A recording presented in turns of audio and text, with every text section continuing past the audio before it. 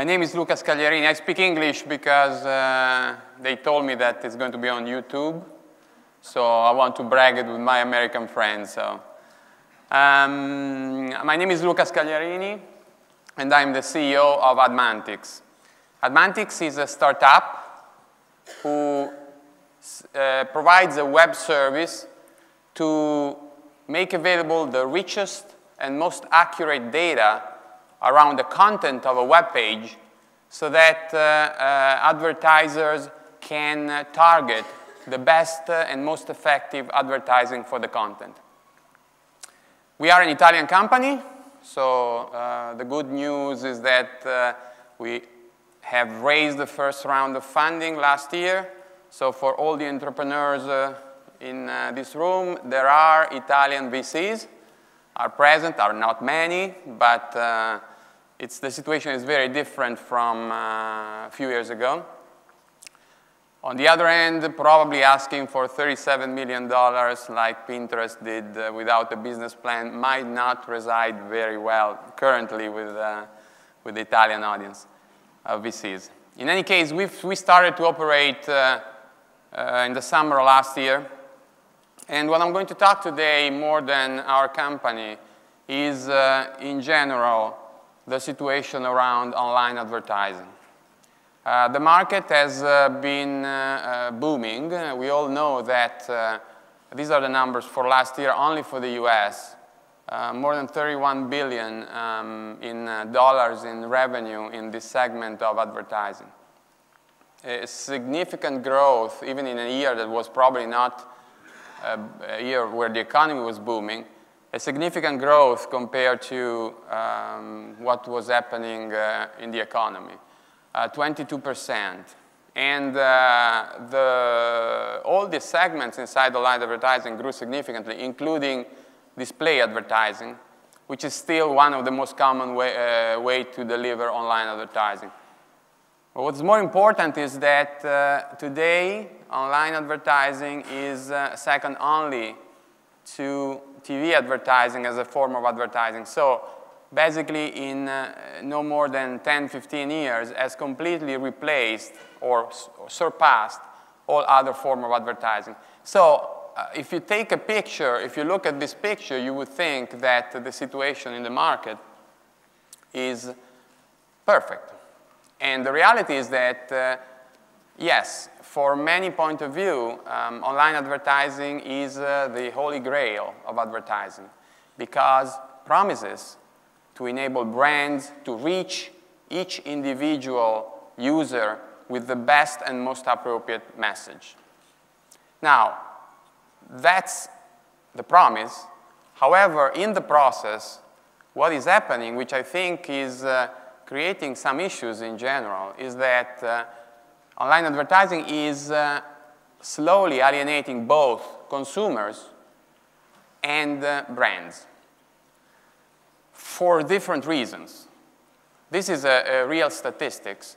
12.4 billion worldwide the market is around 45 billion, are not reaching, is wasted because the message does not reach the right people.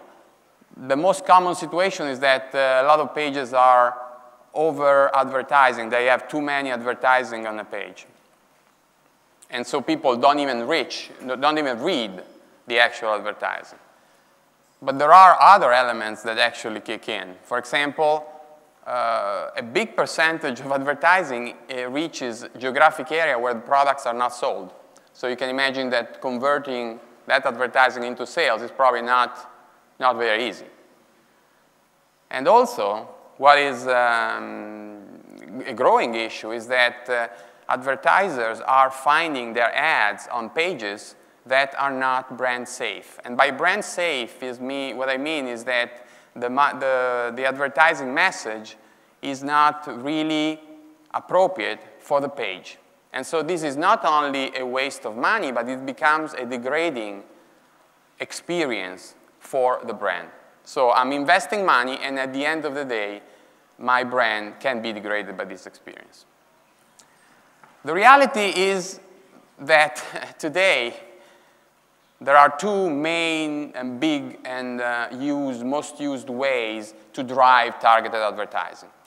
The famous cookie, which is basically tracking users throughout their web experience.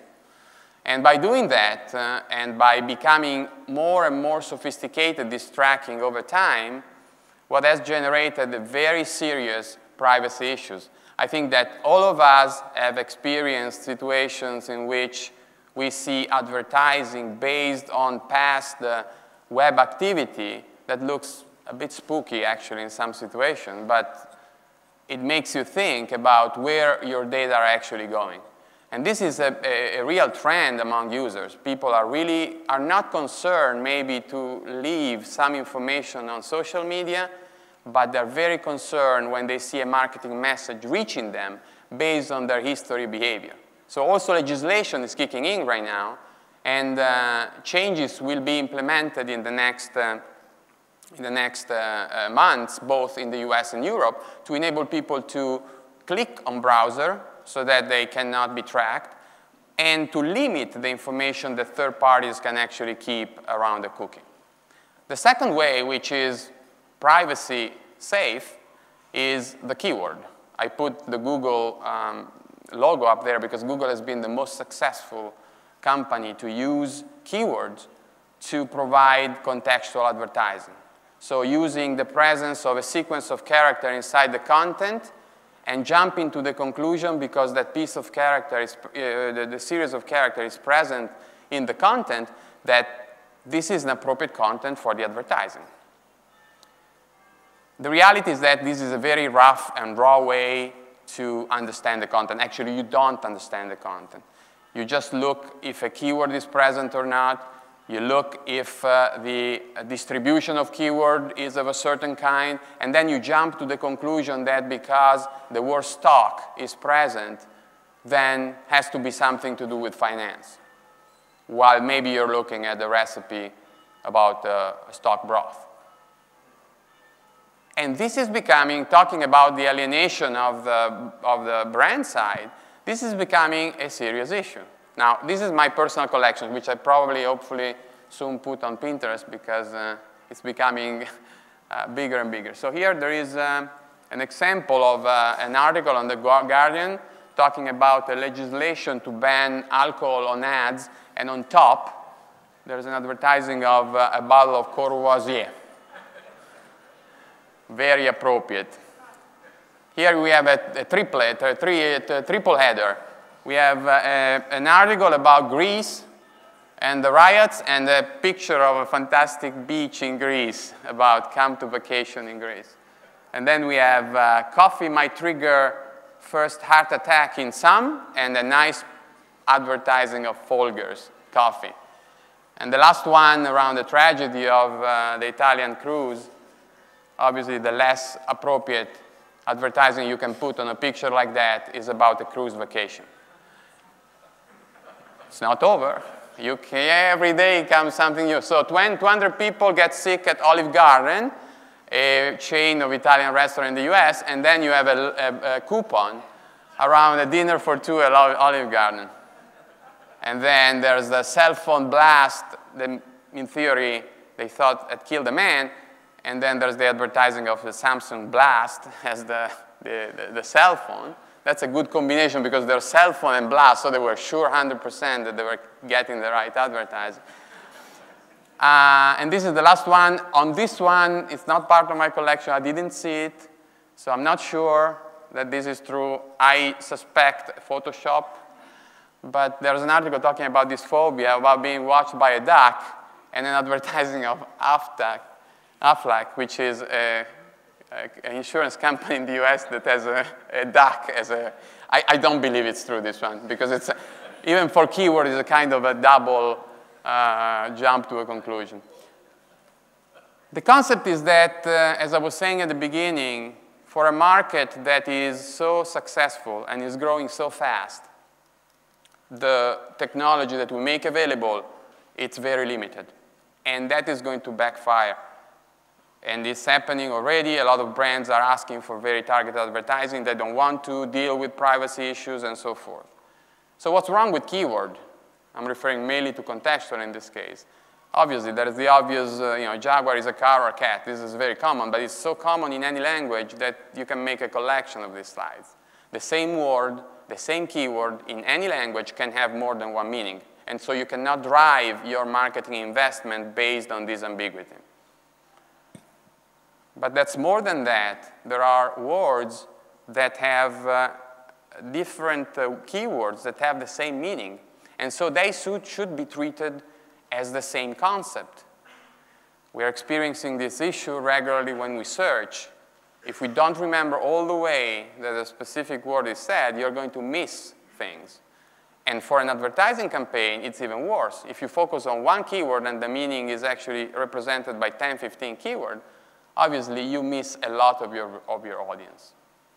It gets even more sophisticated. When you look for a car, when you look at advertising a car, you want to make sure that you capture all the words that are related to car. When you look at organization has different words that are related to that. Car, SUV, cabriolet, four-wheel drive, all these are concepts that are actually cars, kind of cars. And you cannot, you have to count on the fact that there's some intelligence that enable you to launch the campaign that maximizes your creativity, maximizes the impact of your message. And if you have to spend time just to remember the list of keywords, it's probably wasted time and you're going to end up being exposed to brand degrading experience. Last, but I think that this is even the more important thing, is that advertising historically has always been around emotions. Emotions. Mad Men is a good example. The advertising in the 60s was around emotion. Because now we're counting only on a very basic way to decide where to publish an advertising, we are losing the connection between the marketing message, the advertising message, and the content. Keywords are not good to identify a feeling or an emotion expressed in the content. So what we're doing is that we're trying to build this intelligence, and I think this is a trend that not only us, but other companies are doing, to build intelligence into the way you analyze content. And semantic means to be able to represent in the analyzing the content this richness. When a person reads a content, has an understanding that goes way beyond the understanding that a keyword-based analysis does. So the semantic network, representation of this knowledge made available to explain that, for example, gas has a specific meaning, and to that meaning are referred a lot of different other concepts. Having all these available as part, embedded in a platform that enable you to drive the best contextual campaign is and is going to be more important. But I'm not here just to say that the only way would be to revert to use semantics. I think that semantics will also help not only to improve the limitation of keyword, but will also help to have a contextual advertising, a behavioral advertising, so something based on tracking the user experience that is more compliant to privacy issues. If you can integrate the information, basic information about your user experience, so not become a spooky way to track what people do, but you just have the basic behavioral information and you enrich them with a semantic understanding, the emotions that you go through when you read content, the specific content, the intentions that are expressed. I think that this is going to really help to move away from the current limitation. So there start to be analysis of this, the potential of putting together these two things. This is an analysis that Yahoo did. And I think I almost finished my time. I just want to remind you the basic concept is that this is a booming market, the market of advertising, has the potential to reach the one-to-one relationship that each brand wants to have with the users, but the way we are obsessed today by tracking, by using mathematics, by just invading privacy and limit the possibility to link your emotional message to the content is really creating an issue. And I think that there's a potential for a second wave to turn advertising into a user experience. One time, computers were ugly, and then Apple came in and did the computer good looking from the outside and from the inside. I think that advertising online has this potential. Thank you. Thanks.